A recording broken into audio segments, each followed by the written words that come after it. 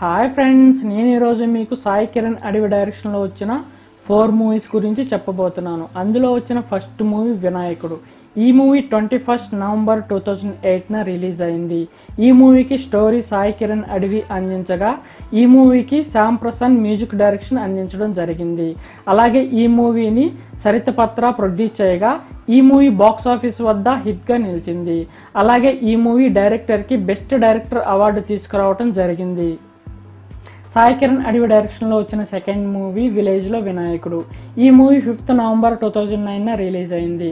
ఈ మూవీకి మహ్వీ రాఘు స్టోరీ అందిస్తూనే ఈ మూవీని నిర్మించడం జరిగింది. అలాగే ఈ మూవీకి మణికాంత్ కద్రి మ్యూజిక్ డైరెక్షన్ వహించారు.